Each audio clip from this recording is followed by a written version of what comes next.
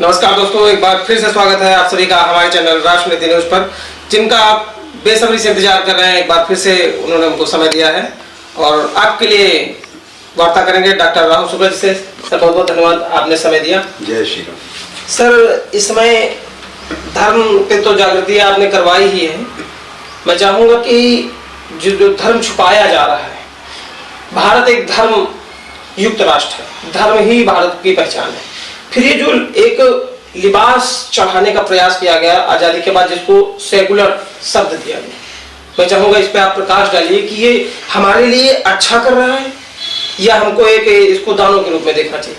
Sir, इस पे बताइए हमारे दर्शकों। देखिए, सेकुलरिज्म हमारे देश के लिए एक नया धर्म बन गया है, जो हिंदू समाज के लिए एक एंटीडोट हो गया। पिछले कई वर्षों में जो भारत में मंत्री हुए शिक्षा के, इन लोगों ने ऐसा सिलेबस बनाया जी कि हमें इतिहास का सच नहीं पता चलेगा तो हिंदू मुस्लिम भाईचारा बना रहेगा। ठीक है, समाज की आवश्यकता है कि भाईचारा बना रहे, लेकिन अगर कोई आयरन कर्टन है तो उसके पीछे झांकने की हमको इजाजत भी तो होनी चाहिए। हम ये जानना चाहेंगे कि पाकिस्तान क्यों बना। ये इतिहास है आज की तारीख में 77 साल पुराना, लेकिन हम जानना चाहेंगे कारण क्या है कि इस्लाम अपने आप को हुकूमती कौम मानता है। हुकूमती कौम होने की वजह से वो किसी की अधीनता नहीं स्वीकार करता। ये मत समझिएगा कि खाली गज़बाए हिंद है थॉट जी, बल्कि गज़बाए कायनात है। पूरी दुनिया को, वो पूरी दुनिया को कैप्चर करना चाहते हैं। इसलिए उनका जो टेम्परामेंट है जी, तो ये एक ऐसा पॉइंट बन गया कि दो कौमें आपस में एक साथ नहीं रह सकती थी।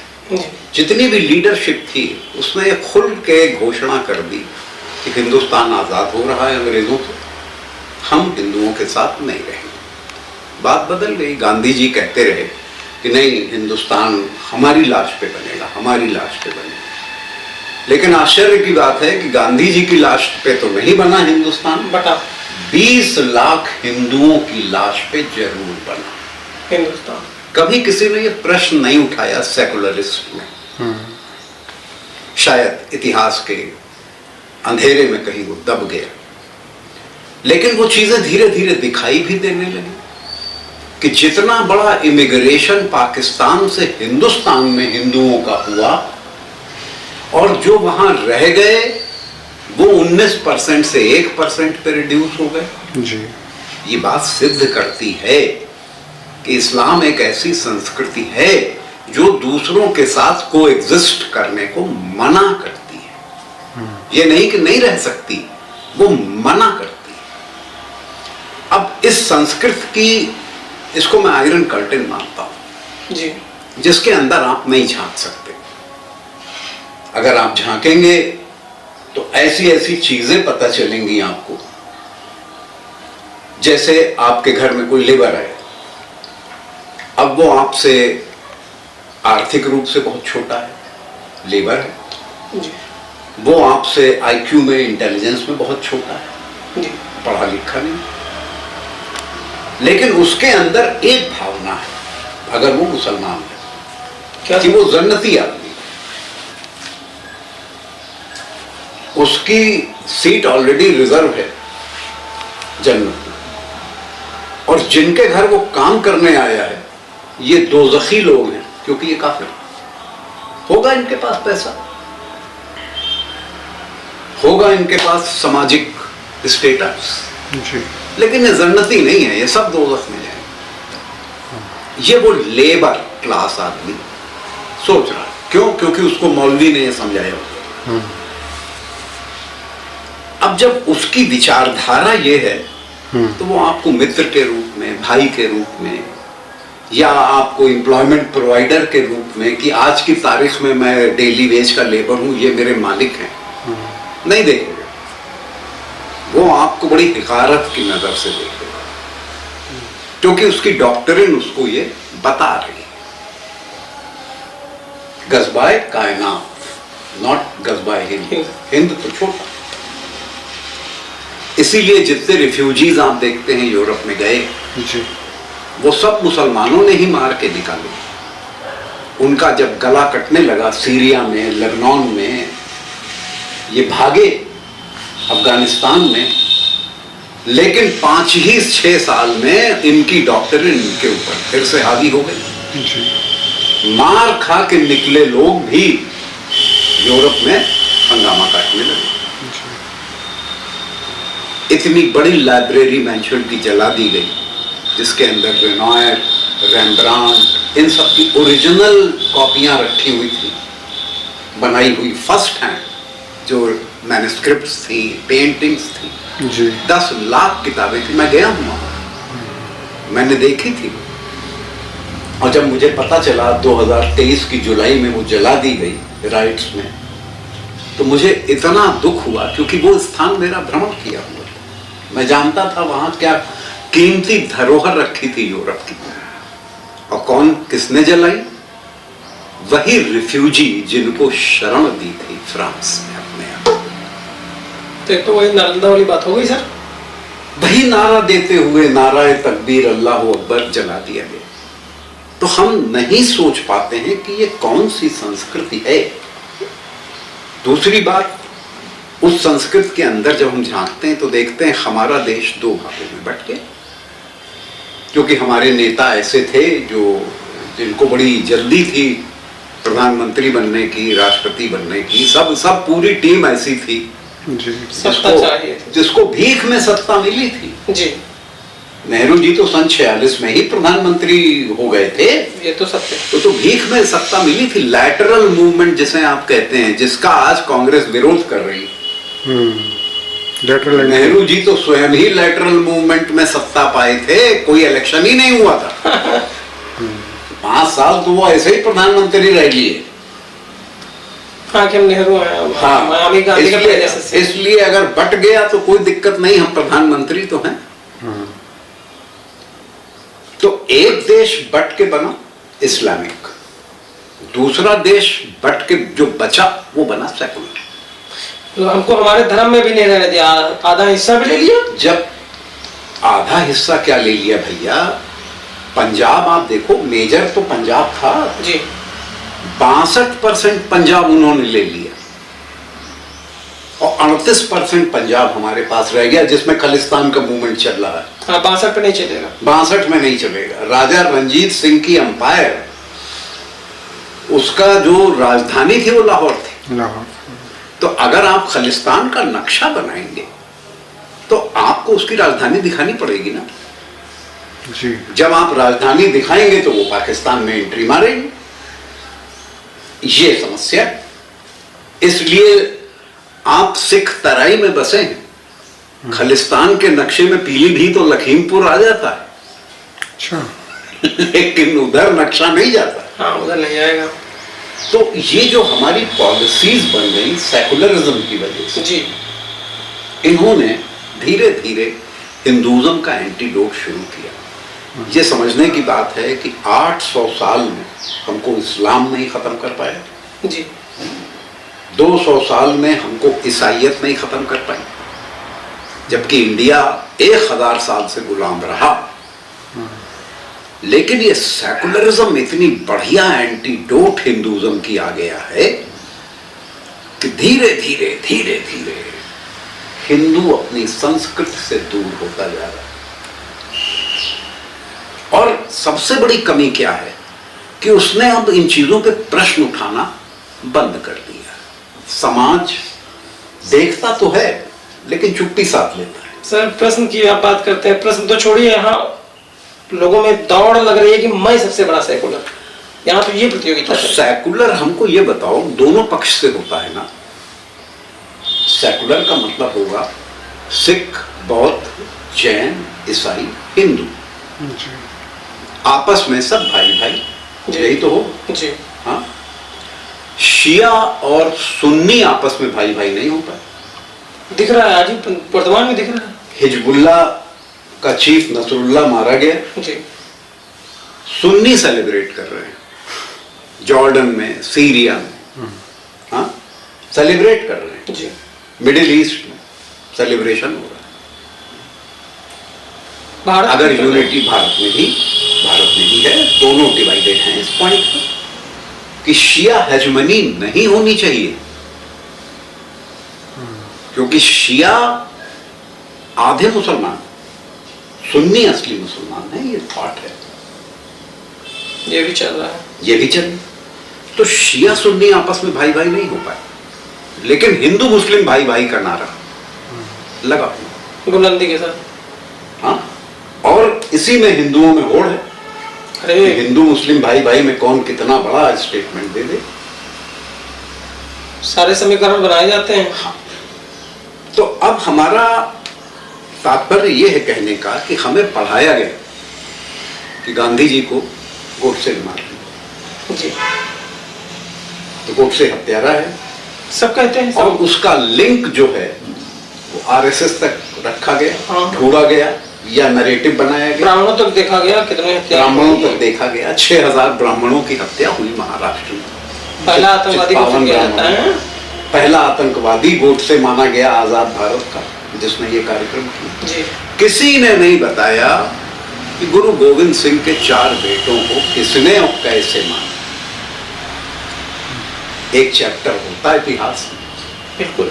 अब बदला गया, क्योंकि जो हमें 5 मंत्री मिले, उन्होंने कहा अगर हम मुसलमानों की एट्रोसिटीज उन्होंने कैसे हुकूमत की ये लिखेंगे, ये पढ़ाएंगे, तो फिर हिंदुस्तान में मुसलमान रह नहीं पाएंगे। अगर भाई इनका जो इनका अंकुर बीज पड़ा वो बढ़ ही नहीं पाएगा, वो बढ़ ही नहीं पाएगा, तो फिर मुस्लिम वो इसलिए हिंदू भाईचारे के धोखे में पड़ा रहे, इसलिए हमें ये चीजें नहीं पढ़ाई। आप कल्पना करिए कि जोरावर सिंह, अजीत सिंह, ये सब, फतेह सिंह, जुझार सिंह, हाँ, जुझार सिंह, ये बच्चे थे, 19 साल, 18 साल, 8 साल, 8 साल के बच्चे को 6 साल, इनको आपने दीवार में चुनवाया, इनके आपने गले काटे। उसके बाद जब इनके क्रिमेशन की बात आई तो उसमें भी समस्या कि हम इनको जलाने नहीं देंगे, क्योंकि ये इस्लाम विरोधी।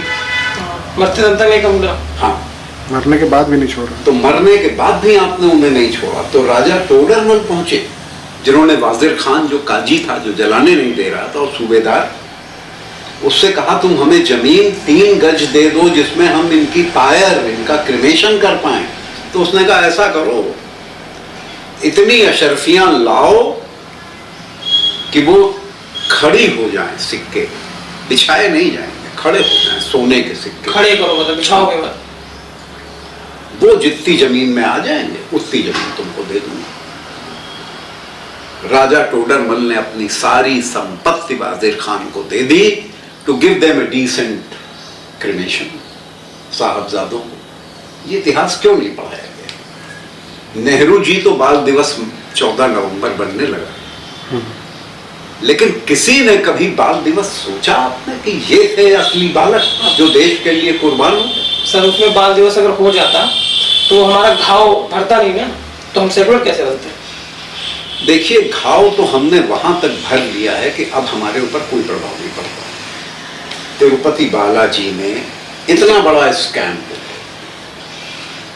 आप जानते हैं जी, कि रेड्डी फैमिली क्रिश्चियन फैमिली है, उसी के कंट्रीब्यूटर्स रहे हैं वहां पे, लेकिन वो इतना बड़ा तिलक लगाता था YSR कि सब उसे हिंदू मानते थे, कोई नहीं जानता। लेकिन जब उसकी हेलीकॉप्टर क्रैश में डेथ हुई और उसके बाद उसका बरियल हुआ, तब पता लगा कि ये हिंदू नहीं, इसका क्रिमेशन नहीं हुआ, इसका बरियल हुआ। Similarly R.K. Narayan, sorry KR Narayanan, president of India, Dalit ji ने बनाया गया, उनको प्रथम दलित राष्ट्रपति कहा गया, लेकिन थे वो क्रिश्चियन।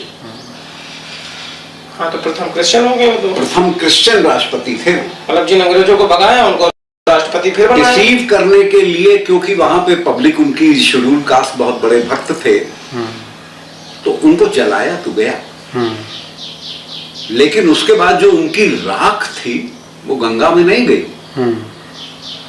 वो केसेस में भर के रख दी गई, बरी कर दी गई। तो पूछा गया भाई ये बरियल क्यों हुआ? तो कहने लगे नहीं साहब, रिजरेक्शन फ्रॉम एशेज ही होता है।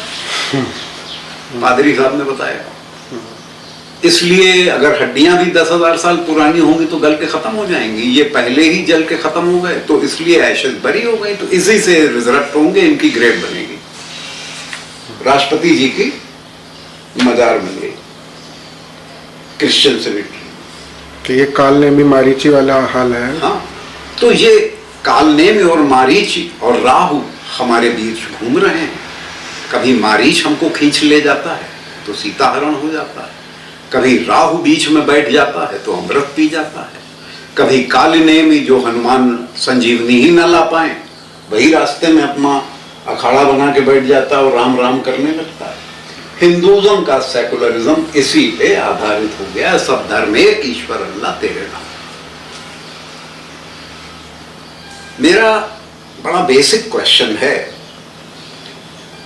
कि जिस समय नेपाल की गवर्नमेंट ने राजीव गांधी जी सन 1988 में जा रहे थे नेपाल, सोनिया गांधी भी जा रही थी, तो ये हुआ कि भाई पशुपतिनाथ के दर्शन किए जाएंगे। जी तो पशुपतिनाथ में जैसे ही उनको पता चला नेपाल गवर्नमेंट को कि ये दर्शन करने आएंगे, तो नेपाल गवर्नमेंट ने कहा कि भाई आप तो आ सकते हैं लेकिन आपकी पत्नी नहीं आ सकती।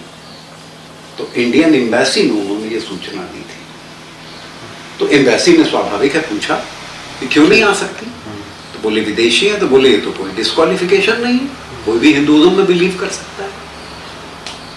तो एम्बेसी ने, नेपाल के लोगों ने उन्हें क्लियर किया, नेपालीज एम्बेसी ने इंडियन एम्बेसी को, कि देखिए जितने फॉरेनर्स होते हैं जी 99% बीफ ईटर होते हैं, क्रिश्चियंस और मुस्लिम्स सब जी। बीफ ईटर होते हैं, क्योंकि इनके धर्म में बीफ की बलि देना जायज है। जी आज भी देखिए इजराइल में इतनी बड़ी वॉर हो रही है जी और वो दोनों काम कर रहे हैं इजरायली, हाँ वो युद्ध भी कर रहे हैं और अपने अध्यात्म के जो कोड हैं उनको भी फॉलो कर रहे हैं। जी विद द रिजल्ट जो उनके यहाँ क्लर्जी रब्बाई क्लास है, वो रब्बाई क्लास वो सारे कर्मकांड कर रहा है जो इजराइल के जीतने के लिए होने चाहिए। आवश्यक है। उनके यहाँ लाल गाय की जो बलि है बड़ी महत्वपूर्ण है। लाल गाय में 7 की बलि वो दे चुके हैं अच्छा ये चल रहा है सर। और उनको 11 की बलियां देनी है, 11 लेकिन उसकी बॉडी में कहीं भी एक स्पॉट भी व्हाइट या किसी और कलर का नहीं होना चाहिए। पूंछ के बाल से लेकर के हर चीज रेड होनी चाहिए। 7 ऐसी गायें उन्होंने ढूंढ के दुनिया से, बल्कि अमेरिका में तो लोग कह रहे हैं उन्हें वो ब्रीड भी कर रहे हैं कि रेड से रेड को ब्रीड करते हुए एब्सोल्यूट रेड निकालो, और वो कहते हैं अगर 11 बलियां हो गई तो इनविंसिबल हो जाएंगे, अविजय हो जाएंगे। तो ज्यू अपनी धार्मिक संस्कृति को भी फॉलो कर रहा है और अपनी युद्ध तो कर ही रहा है, सर्वाइवल की बैटल है भाई, ये तो कोई भी लड़ेगा। जी अगर हम नहीं लड़ेंगे तो हम खत्म हो जाएंगे, खत्म। तो हमें अपनी आइडेंटिटी बचानी है। हिंदुइज्म में इस तरह की हर चीज खत्म है। इतने बड़े बड़े युद्ध हो गए, क्या कभी आपने सुना कि किसी प्रधानमंत्री ने या किसी शंकराचार्य ने ये एडवाइस दी हो कि पीताम्बरा पीठ में जरा एक पुरस्चरण करवा लो बगलामुखी माता का,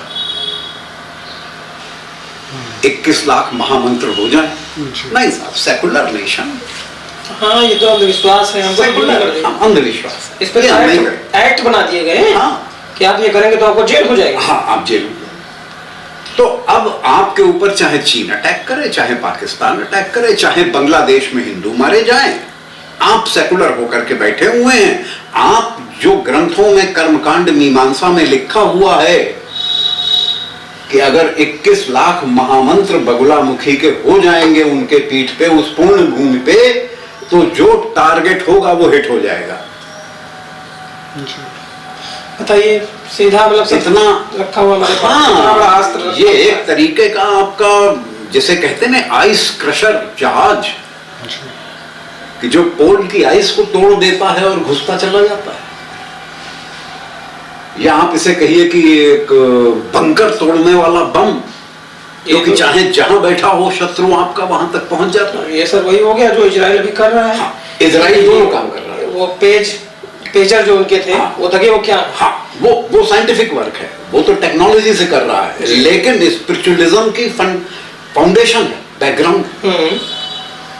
जी, और मैं इजराइल गया हूँ, मैं तेल अवीव में रहा, अच्छा, मैं जानता हूँ उनका बिहेवियर सेकुलर है, आपके साथ कोई दिक्कत नहीं है उनको। मैं हिंदुज्म फॉलो करता था, लोग जानते थे, मेरे पास माला भी थी, मैं गायत्री करता हूँ, तो मैं जपता था जी, तो वो उन्होंने कभी नहीं, कोई दिक्कत नहीं थी उनको, मैं उसी माला को पहन भी लेता था, कोई दिक्कत नहीं उनको। तो ये जो डॉक्टरेंस हैं, जी, जब ये एक दूसरे की पूर्ण विरोधाभास में आ जाती है, तो ये गाय खाने वाले, फिर लौटता हूं वही राजीव गांधी वाले पॉइंट पे, जी, कि ये गाय जो खाते हैं, जी, इनका प्रवेश वर्जित था भगवान पशुपतिनाथ के मंदिर में। तो सोनिया गांधी इसमें रही होंगी, इसलिए उन्होंने खाली विदेशी शब्द बोल दिया। वैसे हमारे यहाँ 3 मंदिरों में वर्जित है, जगन्नाथ धाम में और तिरुपति बालाजी और पद्मनाभ। तिरुपति पे तो एंट्री करा दी सर। क्योंकि ये भगवान कृष्ण का, it is called the path of Krishna. कहते हैं कि तिरुपति में वो जगते हैं, जगन्नाथ धाम में वो दोपहर में खाना खाते हैं अपना, और उसके बाद वो पद्मनाभ में सोने जाते हैं, शैया पे जाते हैं। तो ये कृष्णा ट्रायंगल कहलाता है। तो क्योंकि वैष्णव है इस वजह से इसमें वर्जित है, लेकिन पशुपतिनाथ में भी वर्जित है। तो सर गाय खाना वर्जित है, गाय खाने वाले को भी गाय मना किया, लेकिन गाय की चर्बी पहुंच गई। लेकिन वही देखिए, अभी बात पूरी कर लेंगे। तो राजीव गांधी को बहुत बुरा लगा। राजीव गांधी खुद भी दर्शन करने नहीं गए, सोनिया का तो जाना ही नहीं हुआ। और राजा ने वहां के कहा भी, उन्होंने कहा कि आप राजा साहब से, महाराज नेपाल से कह रहे हैं आप अपना दबाव डालिए कि ये जाएं। तो उन्होंने कहा ये जो मंदिर में 4 पुजारी बैठे हुए हैं, ये भारत के ही हैं चारों, तो आप इनसे चारों से कह दीजिए, शायद बुला लें। लेकिन वो 4 भी अड़ गए, बोले नहीं भाई ये संभव नहीं। तो राजीव गांधी खुद भी नहीं गए, सोनिया नहीं गई। लेकिन जब ये लौट के आए तो इन्होंने आकर के नेपाल से जो संधि थी उस पे प्रहार किया। इत्तेफाक से वो संधि 88-89 में समाप्त हो गए। तो वो एक बहाना भी मिल गया। हाँ, अपने पर्सनल स्वतंत्रता, इस एमओयू को हम रिन्यू नहीं करेंगे। और इन्होंने नेपाल को जो सप्लाई होता था, आलू, प्याज, पेट्रोल, डीजल, बहुत चीजें नेपाल जाती थी जी, और वो एक हिंदू राष्ट्र था, तो सांस्कृतिक रूप से तो वो हमसे जुड़ा हुआ था। देश 2 थे लेकिन संस्कृति एक थी। माता जानकी, सीता जी स्वयं ही नेपाल की, हमारा हिसाब बस नाम उसको तेज दे दिया गया, स्वयं ही नेपाल की थी। यहां तक कहा जाता है कि जब भारत आजाद हुआ तो नेपाल के लोग भारत से मिलना चाहते थे। जी, ये भी हम भी एक स्टेट हो, नहीं इसका कोई डॉक्यूमेंट हाँ है, ऐसा समाज में तो बोला जाता है, डॉक्यूमेंटेड प्रूफ नहीं है, लेकिन नेपाली लोग ये कहते हैं। इंडिया तो नेहरू जी ने तो कभी इस बात पे खैर वो तो स्वयं एक्सीडेंटल हिंदू बोलते हैं, तो क्या ही कहा जाए। तो परिणाम ये हुआ कि राजीव गांधी ने नेपाल को तरसा दिया पेट्रोल, डीजल और खाने के लिए। तो नेपाल भी क्या करता, उसने चीन का मुंह देखा, वही पड़ोसी था, और चीन से अलायंस हुआ। विद द रिजल्ट वहां भी कम्युनिज्म आ गया, कम्युनिज्म के साथ सेकुलरिज्म आ गया। 1995 आए तक नेपाल हिंदू राष्ट्र समाप्त हो गया, सेकुलर राष्ट्र हो गया। आज की तारीख में वो फिर हिंदू राष्ट्र होना चाहते हैं, लेकिन बहुत कठिन, बहुत। अब आइए सेकुलरिज्म का एक, इन्हीं राजीव गांधी का परिवार अभी पितृपक्ष चल रहा है जी। अगर पूरी हिस्ट्री उठाइए इस परिवार की, तो करपात्री जी का जो श्राप है, जो आंदोलन हुआ, हाँ, जब गो रक्षा आंदोलन हुआ, इंदिरा गांधी ने करपात्री जी का आशीर्वाद लिया, जीती, जी, लेकिन उसके बाद गो रक्षा के लिए उन्होंने मना कर दिया कि नहीं, हम कोई कानून नहीं लाएंगे। परिणाम तो 10,000 साधुओं का प्रोटेस्ट हुआ। जी। ये दिल्ली गए, पार्लियामेंट के आगे बैठे। ये प्रोटेस्ट 2 महीने चला। इसमें रामचरण दास की तो मृत्यु ही हो गई, भूखे रहे वो। लेकिन फिर इंदिरा गांधी को समझ में आया कि हमें कानून बनाना नहीं है, ये भीड़ हटनी नहीं है, तो उन्होंने एक शाम ऑर्डर दे दिया कि इन पे लाठी बांधो। जब लाठी बांधी, ये नहीं हटे तो गोली चला। उसमें कितने मरे इसका कोई डॉक्यूमेंटेशन नहीं है, लेकिन अंदाज है लोगों का 600 आदमी, करीब 600 साधु महात्मा कहे जाए आदमी क्या, हाँ 600 साधु महात्मा मारे गए। तब करपात्री जी ने कहते हैं कि वहां श्राप दिया कि तेरा वंश, वो जो जिस दिन ये मरे हैं वो गोपाष्टमी थे, कि तेरा वंश जो है वो धीरे धीरे क्षय होकर समाप्त हो जाएगा ये भारत पे। और जिस दिन शक्ति जागृत होगी एक तपस्वी की, वो इस भारत को बदलेगा। परिणाम क्या है कि आज की तारीख में जब पितृपक्ष चल रहा है जी, राहुल गांधी कश्मीर में प्रचार करते घूम रहे हैं, हमें नहीं सुनने को मिला कहीं कि राहुल गांधी ने किसी का तर्पण किया, किसी का श्राद्ध किया अपने पुरखे का। दत्तात्रेय ब्राह्मण कहलाते हैं, जनेऊ भी दिखाते हैं, जनेऊ दिखाते रहते हैं खोल खोल के, कभी कभी ऊपर से भी पहन लेते हैं, जहां वोट बैंक ज्यादा हो। हाँ, जहां वोट बैंक ज्यादा हो हिंदुओं का। तो क्या हिंदू को ये दिखाई नहीं दे रहा है कि 15 दिन न कोई श्राद्ध, न कोई तर्पण, न कोई खबर? हाँ, यहाँ एक बात और बोल दूं कि हमारे यहाँ जो पितृ तर्पण की विधियां हैं, उसमें आखिरी दिन सर्व पितृ अमावस्या होती है। उस दिन उन लोगों को जल दिया जाता है जो सनातन में विश्वास करते थे, लेकिन हमारे रिश्तेदार नहीं थे, हमसे जुड़े नहीं थे, लेकिन उनका पंचदेवों में विश्वास था। जब उन्हीं की संतानें ईसाई और मुसलमान हो गई तो उनको बहुत कष्ट हुआ, क्योंकि उनको जल देने वाला कोई नहीं रहा। ऐसे लोग हैं जो इस्लाम ग्रहण किए हैं, कोई सोलंकी लगाता है नाम के आगे, कोई चौहान लगाता है नाम के आगे, इनके पितरों को जल नहीं मिलता। तो सनातन में ये विधान किया गया कि ऐसे समस्त पितृ आत्माएं जिनकी संतानों ने उन्हें धोखा दिया है, जिन्होंने नहीं ग्रहण किया, जल नहीं दिया, अन्य धर्म ग्रहण कर लिया, उन संतानों के स्थान पे जो सनातन समाज है वो सर्व पितृ अमावस्या के दिन उनका तर्पण करता है। यह विधान है। तो यह सर्वधर्म संभाव की जो संस्कृति है, आप डीएनए आप कहते नहीं साहब मुसलमान आपका भाई है, अरे है वो हमारा भाई, हमने कब मना किया, वो हमारी डीएनए है, लेकिन उसका सांस्कृतिक डीएनए हमसे बदल गया। इसीलिए खून मिलते हुए भी सांस्कृतिक डीएनए बदलने का ही तो परिणाम हुआ कि भारत के 2 टुकड़े हुए और हम सेकुलर होके आज के दिन भुगत रहे हैं अपनी महानता का परिणाम। My magnanimity has turn counter productive to my self, to our self, to Hindu society. Rakhi की भी बधाई दी उन्होंने, तो अपनी बहन से राखी बंधाते हुए नहीं दी। एक राखी रखी हुई है, पीछे राहुल खड़े हुए, राखी की बधाई। ये क्या है भाई, ये है कौन? 8 सितंबर को फिरोज खान 67 में इनके पिताजी बाबा की मौत हुई। सन 27 मई को जवाहरलाल नेहरू की मौत हुई। ऐसे ही मई 79 संजय गांधी की डेथ हुई। ऐसे ही इंदिरा गांधी 31 अक्टूबर गोपाष्टमी नहीं रही। देखिए, संजय गांधी गोपाष्टमी नहीं रहे, इंदिरा गांधी गोपाष्टमी। राजीव गांधी 91 में श्री पेरुंबदूर में मारे गए, वो भी गोपाष्टमी। श्राप फलीभूत हो रहा उसी दिन जिस दिन हत्या करवाई थी उसी दिन। हाँ, उसी दिन जिस दिन गोलियां चली थी, तो कहा ही था ना कि गोपाष्टमी के दिन आपने हमारे मसाधुओं की हत्या कराई, हाँ। इसी में तुम्हारे पास का नाश होगा, गोपाष्टमी में। तो गोपाष्टमी में ये तीनों, ये या तो कोइंसिडेंस है, 3 बार कैसे हो सकता है? हैं? लेकिन कैसे हो सकता है?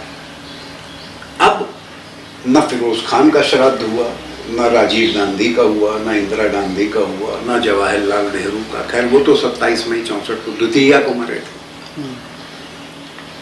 तो अब हमें ये देखना है कि इस सेकुलरिज्म में जो अपने को ब्राह्मण कहता घूम रहा है, जो बताता घूम रहा है, जनेऊ दिखाता घूम रहा है, वो कहाँ खड़ा होता है? कहीं ऐसा तो नहीं है कि हमारे ऊपर अभी भी ईसाइयत की हुकूमत चल रही है, हम समझ नहीं पा रहे हैं? प्रेम में हमारा डीएनए गुलामी का ही 1000 साल में हो गया। वो तो कह ही रहा है कि हिंदुत्व को खत्म करना है। हाँ, और वो कहता भी घूम रहा है।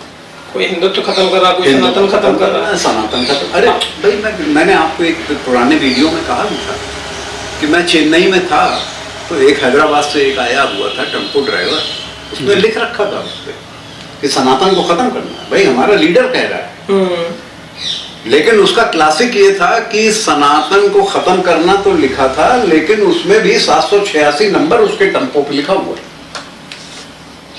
तो हमको अपना बचा के रखना है और दूसरे को खत्म करना, और जो मेजॉरिटी है उसको खत्म करना है।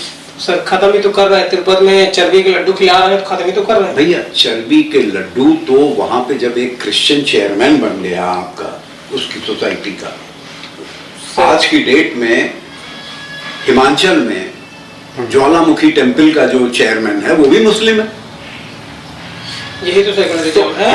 जिस इसीलिए समय नाम छुपाना चाहते हैं लोग। जिस समय कुंभ हुआ, जी कुंभ का मेला हाँ, तो आजम खान इतना बड़ा 2014 वाला, आजम खान काहे के लिए भाई? सेकुलरिज्म। हाँ, अब आप सेकुलरिज्म में उनको लाते हैं। अब जरा उनसे भी तो पूछो कि हम तुम्हारा इतना सम्मान करते हैं, हम तुम्हारी मस्जिद का सम्मान करते हैं, हम तुम्हारी मज़ारों दरगाहों का सम्मान करते हैं। हाँ, 5 पहर नमाज लाउड स्पीकर पे गूंजती है, हमें उस पर कोई ऑब्जेक्शन नहीं होता है। हाँ, हम उसका भी सम्मान करते हैं। तुम हमारा सम्मान कितना करते हो जब हमारी गणेश मूर्ति का विसर्जन यात्रा होती है, जब हमारी दुर्गा मूर्ति की विसर्जन यात्रा होती है, तो तुम कितना सम्मान करते हो? कहीं नहीं मिलेगा सिवाय इसके कि पत्थर फेंके जाए। बांग्लादेश में क्यों फेंके जाते? आप कहते हैं मानसिक विकृति। मानसिक विकृति नहीं, यही तो आप नहीं समझना चाहते हैं। आप टीवी में डिबेट होता है कि वो देखिए वो पेशाब पिला रहा है जूस में मिला के, वो देखिए वो थूक रहा है, और भी अगर हो सके तो वो मनुष्य विष्ठा भी डाल दे। मैंने तो खुद देखा है कि किस तरीके से मुंह में एक गिलास पानी में कुल्ला किया खूब, और उसके बाद सालन या कोरमा बनाया और उसमें रज से कुल्ला कर दिया, और उसके बाद 2-3 बार करके उसको चमचे से घुमा दिया, वही शोरबा हो गया। अब बिक रहा। जितने टीवी में डिबेट होते हैं मानसिक विकृति, मानसिक विकृति, नहीं, विकृति नहीं है, ये बिलीफ है, ये सांस्कृतिक विकृति है। ये उनके यहां लिखा हुआ है, ये उनकी संस्कृति है। जरा उस आयरन कर्टन के बाहर तो झांकिए। आप तो इस पार बैठे हुए हैं, पता ही नहीं क्या है।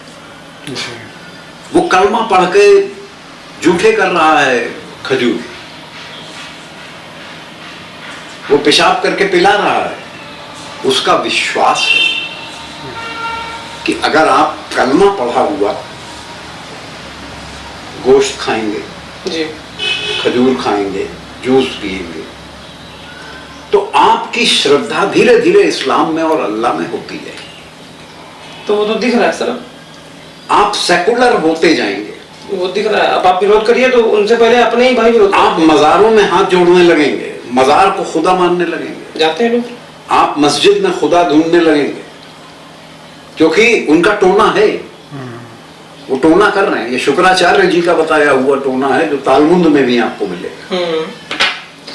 ये टोने का सर आपने एक बार जिक्र किया था। हाँ। वो जो आपके गांव में एक यादव जी थे, आपने बताया वो हज करना चाह रहे थे कुछ, हाँ उनका तो बड़ा इंटरेस्टिंग, वहाँ भी टोने का असर ही है। हाँ हाँ, वो तो आर्गुमेंटेटिव हिंदू वाला है सर, वो हमारे दर्शकों को हमारे, बताइए। हाँ हाँ, वो बड़ा इंटरेस्टिंग है। उसका तो केस ये हो गया था कि एक बार मैं बहुत छोटा था, ये बात है सन 66, तो वो यादव जी जो थे, हरी राम यादव, वो हमारे नाना जी के बड़े करीबी थे, वकील थे और बड़े अच्छे वकील थे, लेकिन गांधी जी में उनका बड़ा फेथ था। और ईश्वर अल्लाह तेरे नाम वो अक्सर गाते थे। सुबह उठ के जब चाय वाय पीते थे, नाश्ता करते थे, तो ऑल इंडिया रेडियो पे भी उस जमाने में ये भजन आया करता था, तो वो इसको कभी मिस नहीं करते थे, सुना करते। फिर वो सपत्नीक गए चारों धाम की यात्रा करने जी, चारों धाम हुआ है। फिर प्रसाद लेकर के चारों धामों का एक बार घर आए, तो नानी हमारी बहुत खुश हुई, बोली हरिराम बहुत दिन बाद भैया दिखाई दिए, कहीं अम्मा गए रहन पूजा अर्चना करे चारों धाम में, तो यात्रा हुई गई। अवधि बोलते थे, बहुत अच्छी इंग्लिश बहुत अच्छी जानते थे, लेकिन उसके बाद भी जैसा ये प्रथा थी हम लोगों की, अवधि घर में बोली जाती थी। अब सब तो हो ही गया, अब बड़ी इच्छा है भाभी कि हम हज्जो करिए। तो हरिराम जी ने कहा, हाँ, तो ईश्वर तो मिल गए, अल्लाह भी मिल जाए। नानी सरल स्वभाव थी, बोली अरे अच्छा ही है भैया, ईश्वर और अल्लाह एक ही है। लेकिन हमारे छोटे नाना बैठे हुए थे, नानी के देवर, छोटे नाना बोले भैया बड़ा अच्छा सोचा तुमने, लखनऊ आ ही गए हो, तो ऐसा करो कि हज हाउस है यहाँ एक, वहां चले जाओ, एक फॉर्म भर दो, और फॉर्म में तुमको फायदा ये होगा कि जब तुमने यात्रा की चार धाम की, तो तुमको एको पैसा किसी ने नहीं दिया, कहना हाँ गद्दा अपने पैसे से किया। तो बोले इसमें तुमको फायदा है, इसमें सरकार 100 में 80 रुपए तुम्हें देगी सब्सिडी। तो ये अल्लाह की कृपा है, ओह, ईश्वर की तो कृपा नहीं मिली, तो अपनी जेब से गई, अल्लाह की कृपा है। तो बोले वाह, ये तो गद्दा हमें पता ही नहीं। बोले हाँ फॉर्म भर दो, चले जाओ। अरे वो तैयार हो गए वो, और उनको हम नाना कहते थे जी, तो नाना के दोस्ती थे। हाँ, नाना के मित्र थे। तो हमें भी बड़ी इच्छा हुई कि हम भी चले जाएं इनके साथ। तो तांगा आया, तो तांगा उस जमाने में 12 आने में तय हुआ कि वो गोलागंज से हज हाउस और हज हाउस से बैक हों। तो हम भी 10 साल के थे, बैठ गए तांगे, घूमने को मिलेगा। हाँ घूमने के लिए चले गए, हज हाउस पहुंचे। अच्छा, ये माइनॉरिटी मिनिस्ट्री में आता था, तो उसमें जो पोस्ट होते थे वहाँ पे, वो lower division clerk, upper division clerk, वो सचिवालय से ही होते थे। तो वहाँ पे एक सक्सेना जी थे, तो उन्होंने कहा हाँ आइए, फॉर्म भरिए और अपना डिटेल वो दे दीजिए जो है आपके पास। उस ज़माने में बस खाली इतना ही डिटेल होता था कि भाई हाई स्कूल सर्टिफिकेट है हमारी, और ये हमारा एड्रेस है जिसको हम स्वयं ही सत्यापित गेजेटेड ऑफिसर से मुहर लगवा के ले आए जी। तो उनका ठीक है। जब अपना नाम लिखा हरी राम यादव, तो वो चौंका। उसने कहा ये आपका नाम है या कुछ और है? बोले नहीं, मेरा यही नाम है। और फिर बड़े उत्साहित होकर उन्होंने बताया कि भाई हम 4 धाम कर रहे हैं, तो ईश्वर मिल गए, बस अल्लाह और मिल जाए, हमारा काम हो जाए। तो सक्सेना जी बड़ी जोर से हंसे, बोले देखिए ऐसा है, आप वहां नहीं जा सकते।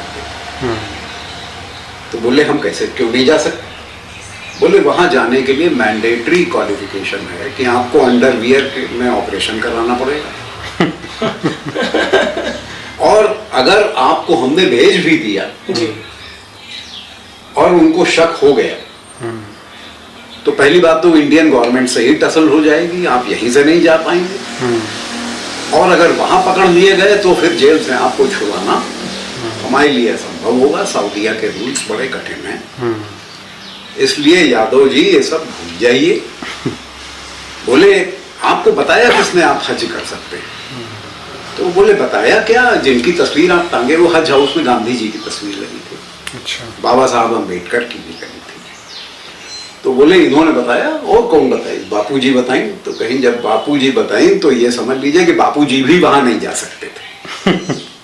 हाँ, तो आप तो जाने ही दीजिए, बिना बिना ऑपरेशन कराए बापूजी भी नहीं जा सकते। तो बोले भैया ये तो हमें पता ही नहीं था। बोले हाँ यही है। इसको हम कहते थे, यादव जी की उनसे बहुत बहस हुई। तो आज की डेट में जब हम 60 साल पुराने तजुर्बे को देखते हैं तो ऐसा लगता है जैसे एक आर्गुमेंटेटिव हिंदू होता है जो विवाद करना जानता है, अपनी कमियां ढूंढ के हिंदू धर्म पे विवाद करता है। लेकिन अभी तक तो यादव जी हिंदू धर्म के थोड़े से क्रिटिक भी थे, लेकिन अब उनको पहली बार समझ में आया। इसे कहते हैं आप कि हम आपको 1000 किताबें पढ़ा के जो चीज नहीं बता सकते, वो जब आप समाज की लेबोरेटरी में बैठते हैं तब आपको पता लगती है। अब ये एक प्रैक्टिकल तजुर्बा हो गया यादव जी को कि अब हम नहीं जा सकते, और कोई भी हिंदू वहां नहीं जा सकता, चाहे वो कम्युनिस्ट विचारधारा का हो। जब महात्मा गांधी खुद ही ईश्वर अल्लाह गाते रहे, महात्मा गांधी मंदिरों में कुरान पढ़ते रहे, किसी भी एक मस्जिद में वो गीता का पाठ नहीं कर पाए, तो जब इतना बैरियर हिंदुस्तान में लगा हुआ था तो बाहर जाने का तो सवाल ही नहीं उठता। तो ये है सेकुलरिज्म का पेन, का कर्ज, का अभिशाप कि हिंदू को प्रैक्टिकल लेबोरेटरी में बैठ के देखना पड़ता है कि हिंदू कभी भी ताजिए पे पत्थर नहीं फेंकता, लेकिन दुर्गा मूर्ति पे विसर्जन में फेंकी जाती है। उसकी वजह क्या है? आप संस्कृति में गहरे जाइए तो ये मानसिक विकृति नहीं है, ये कमांड है। क्योंकि हजरत ने कमांड खाली मुसलमानों को नहीं दिया है, सबके लिए है कि मूर्ति पूजा गलत है, नाजायज है, ये सारी इंसानियत को समझना। तो मुसलमान ये नहीं कह के आपको छोड़ता है कि अरे ये मूर्ति पूज रहे हैं, इनको पूजने दो, हम तो नहीं पूजते। वो आपको करेक्ट कर रहा है कि हजरत आपको बता गए हैं कि आपको मूर्ति नहीं पूजनी है, इसलिए हम तोड़ रहे हैं, इसलिए हम पत्थर फेंक रहे हैं। आप मोहम्मद की बात नहीं मानते हैं, आप काफिर तो वही हैं, लेकिन आपके लिए दंड का प्रावधान है, इसलिए वो दंड हम दे रहे हैं क्योंकि हम हुकूमती कौम हैं, हमें हुकूमत करनी है। इसीलिए तो मैं कहता हूं कि जो लोवेस्ट लेवल का लेबर है, जो वर्कर है, वो भी अपनी बुद्धि में ये रखता है कि हम हुकूमती कौम हैं, जन्नती कौम हैं, और ये दोज़ख में जाने वाले काफिर हैं। पहले आप उसको 400 रुपए दे रहे हो लेबर कराने के। ये करके दिखाया ना सर, अभी देखिए ना वर्तमान में बांग्लादेश में उन्होंने हुकूमत कायम की ना अपनी, तो वो है जजिया फिर से शुरू हो गया। 5 लाख रुपए वो एक पंडाल लगाने का मांग रहे, वो तो आ गए ना हुकूमत पे। तो अब्राहमिक फेथ्स की प्रॉब्लम ये है कि आप वो किसी के साथ को एग्जिस्ट नहीं कर सकते। अगर आपके साथ रहेंगे तो आपको कन्वर्ट करेंगे, वो चाहे क्रिश्चियनिटी हो चाहे इस्लाम। आ तो रहे सर बांग्लादेश से, टीचर तक को मार के करा रहे हैं। हाँ। पुलिस वाले जो हिंदू थे, सेकुलर चश्मा लगा था बढ़िया वाला, खूब अपने भाइयों को पीड़न पहले किए, खूब घूस लिए वो लोग। हाँ। वो आज मार के सब ले लिए उनसे। हाँ। लोग स्टाम्प पे लिख के दे रहे हैं कि भैया हम हिंदू धर्म छोड़ रहे हैं, हमारी बेटियों को बगस दीजिए। हाँ। आ रहे प्रोफेसर साहब के आ रहे हैं, लड़कियां और बहनें माले गनीमत हो गई हैं। जी जी, हम समझेंगे कब? हाँ, ये जायज है। देखिए अब उस वही आयरन कर्टन के पार झांकना है हमें। सर 2 हो गए ना, मतलब हाँ, आपको दे देगा भाई साहब, उसके पार झांकना। अब आप एक उदाहरण ले लीजिए, आखिरी बात कह देता हूँ काफी।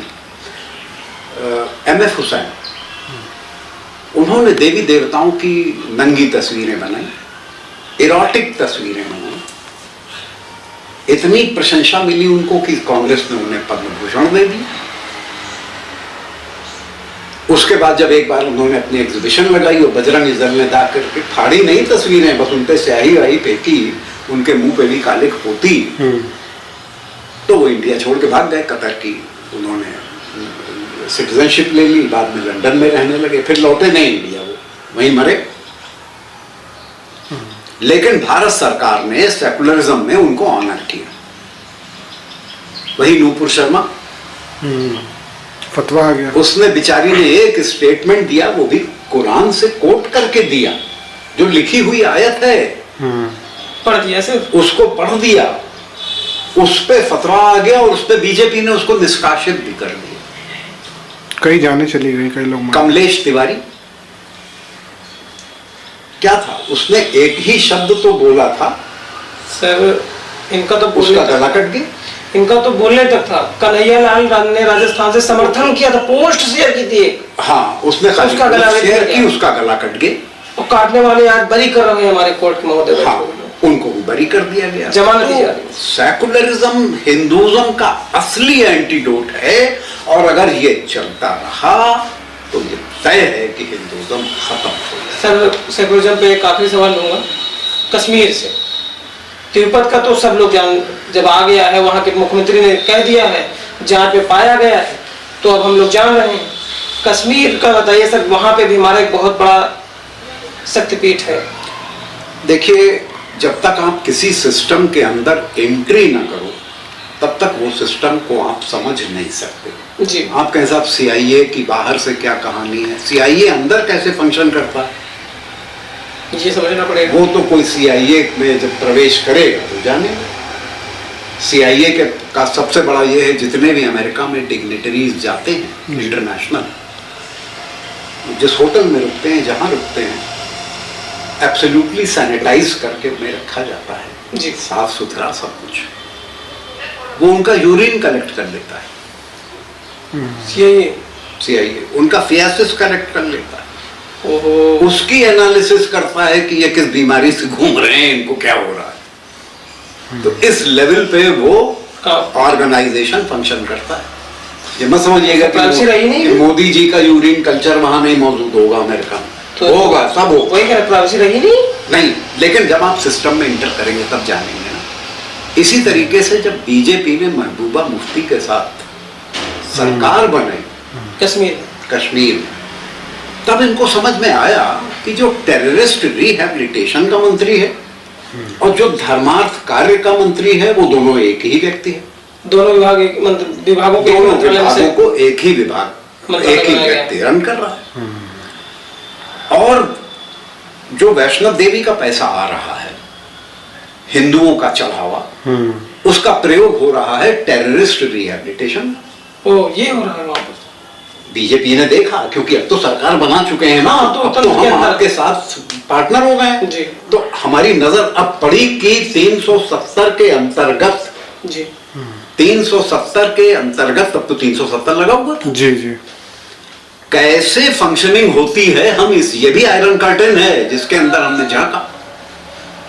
जब ये हमें पता लगा तो क्या तरीका था उनका कि भाई एक AK-47 लेके फोटो खिंचा लो। जो उनके कार्यकर्ता थे, जिनको पैसे की जरूरत थी, नेताओं के, जो उनके लिए वोट लाते थे, तो बोले अच्छा भाई इसको एक AK-47 दे दो, ये फोटो खिंचा ले। और खिंचाने के बाद इसको 5 टेररिस्ट ऑर्गेनाइजेशन से जुड़ा हुआ हिस्ट्री शीट में दिखा दो। 5 में वो इसमें भी काम किया, इसमें भी काम किया, इसमें भी काम किया, और ये देखिए इसने समर्पण कर दिया है, इसलिए इसको 10 लाख रुपए का फिक्स डिपॉजिट दिया जा रहा है। नया जीवन शुरू करने के लिए नया जीवन उसने शुरू किया, और एक हमने टेररिस्ट को रिहेबिलिटेट कर दिया। तो आप जन कल्याण कर रहे हैं हिंदुओं के धन से, ये सेकुलरिज्म, तो ये तो इससे बढ़िया और क्या हो सकता था भाई। ये तो वही मारीच वाला सेकुलरिज्म है कि आप जजिया ले रहे हैं, इस रूप में ले रहे हैं। इस रूप में ले रहे हैं। और जब बीजेपी ने गवर्नमेंट गिराई तो आज की तारीख में तो वहां ये हो ही रहा है कि भाई 370 फिर लगेगी। अरे सर, इस पर बड़ा बहस चल रही है। 370 फिर लगेगी। राहुल गांधी जी वहां जाके कह रहे हैं कि बाहर के लोग आपका ले लिए, मतलब हम हिंदुस्तान बाहर। देखो, उन्होंने तो सुपारी ले रखी है हिंदुस्तान को तोड़ के खत्म करने की या सिविल वॉर कराने की। एक जमाना था हम सब लोग कांग्रेसी थे, मैं कांग्रेस के ही परिवार से हूँ, मेरे बाबा, मेरे पर बाबा सब कांग्रेस परिवार के थे। लेकिन धीरे धीरे मुझे दिखाई देने लगा कि ये ऐसा DNA है। आप सोचिए कि जब राजीव गांधी की हत्या हुई, मारे गए, उसके बाद जी इतने टुकड़े वहां, इतने शव पड़े थे। हाँ सर, वो बड़ा विस्फोट था कि भाई डीएनए ही चाहिए था हमको राजीव गांधी के टुकड़े पहचानने के लिए। जी। तो जब राहुल गांधी का डीएनए मांगा गया कि वो पिताजी से मैच कर जाएगा, तो सोनिया जी ने मना कर दिया। अच्छा। हाँ, बोले नहीं, इनका नहीं, प्रियंका कर लो। ये मैं नहीं कह रहा हूँ, ये सुब्रमण्यम स्वामी कह रहे हैं। उन्होंने कोट किया है, सुब्रमण्यम स्वामी ने कोट किया। उन्होंने किया है तो वो तथ्य तो पूरी वो बात बोले है। कि भाई वो तो बार डांसर रही है, वो तो जानती है कि किसका डीएनए है। तो ये तो परिवार में भी नहीं आ रहे हैं। आइडेंटिटी क्राइसिस हो गया। और हम जो है वो कांग्रेस को अपना सर आंखों पे रखे हुए। गांधी नाम लगाए ना सर, गांधी ईश्वर अल्लाह तेरो नाम, गांधी नाम लगाओ। तो ये इस विषय पे मेरे रिजर्वेशंस हैं। मैं बहुत डिटेल में नहीं जानना चाहता, क्योंकि सभ्य समाज में इस तरह की बातें उचित नहीं होती। लेकिन जिन लोगों को ये वेरीफाई करना है, वो यूट्यूब पे वीडियो अवेलेबल है सुब्रमण्यम स्वामी साहब का, वो वहाँ जाके इसे देख सकते हैं। देखिए, सेकुलरिज्म एक बहुत बड़ा जहर है। ये अपने आप में एक धर्म है, एक ऐसा धर्म है कि हम ईसाई में नहीं कन्वर्ट होंगे, हम मुसलमान में नहीं कन्वर्ट होंगे, हम बौद्ध में नहीं कन्वर्ट होंगे, लेकिन हम सेकुलरिज्म में कन्वर्ट हो जाएंगे। और इस कन्वर्ट होने का रिजल्ट क्या होगा कि हम अपनी आंखों के आगे एक ऐसा पर्दा डाल लेंगे, हम ऐसे शुतुरमुर्ग बन जाएंगे जो बालू में अपनी गर्दन घुसेड़ के सोचता है कि तूफान निकल जाएगा, जबकि उसका शरीर तूफान झेल रहा होता है। उदाहरण के लिए एक और बात कह दूं कि जितने भी अब्राहमिक त्योहार हैं वो पशुओं की हत्या पे आधारित हो जाते हैं। गाय मारी जाएगी, बकरे मारे जाएंगे, ऊंट मारे जाएंगे। सूडान में या इथोपिया में, अफ्रीका में घोड़े मारे जाते हैं। ये त्योहार है, ये विश्वास। लेकिन हिंदू जब पितृपक्ष में अपना गाय की रोटी, कौवे की रोटी, कुत्ते की रोटी, इनके जब ग्रास निकालता है, तो ये अंधविश्वास है। ये मूर्ख लोग करते हैं। बताइए आप क्या कर रहे हैं? आटे की गोली बना के मछलियों को दाना खिला रहे हैं। बताइए आप चिड़ियों को दाना दे रहे हैं। ये तो मूर्खता है, अंधविश्वास है। और हम इसको झेलते हैं क्योंकि हमारी आदत है। अगर हम ये आदत बदल देंगे, ये हमारे कर्म हैं, ये हमारे पितृ हैं, तुम्हारे पितृ थोड़ी हैं। ये हमारे पितृ हैं, ये तुम्हारे पितृ थोड़ी हैं। तुम्हारे पितृ तो हार्वेस्ट हो गए, उनको कष्ट हुआ जब तुम कन्वर्ट हो गए थे, जब तुम जजिया नहीं दे पाए कन्वर्ट हो गए, जब तुम 2 बोरी चावल के लिए कन्वर्ट हो गए। हम कैसे हिंदू बने रहे, कैसे बचे रहे, ये तो हमारे पितरों का श्रेय है ना। धन्यवाद ऐसे पितरों को, प्रणाम करोड़ों बार ऐसे पितरों को जिन्होंने सारी समस्याएं, चाहे वो आर्थिक हों चाहे सामाजिक हों, सब झेली, लेकिन कन्वर्ट नहीं हुए। इसलिए सनातन से चिपके रहिए।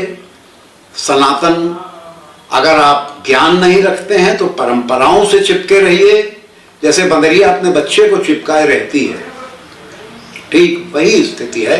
और जब तक बनी रहेगी, सनातन बचा रहे। दोस्तों, अगर हमारा वीडियो पसंद आया तो वीडियो को लाइक करिए और हमारे चैनल को सब्सक्राइब करिए और बेल आइकन दबाना बिल्कुल मत भूलिएगा, क्योंकि हमारे जो नए नए वीडियो होंगे, जो धर्म संबंधित, जो राष्ट्र संबंधित जो ज्ञान होगा, डॉक्टर साहब का अन्य भी जो मिलेगा, जहां से भी मिलेगा, हम आप तक पहुंचाएं और वो सबसे पहले आप तक पहुंचे और आप भी एक जागरूक और राष्ट्र के प्रति समर्पित नागरिक बने। यही हम सबका प्रयास है। धन्यवाद।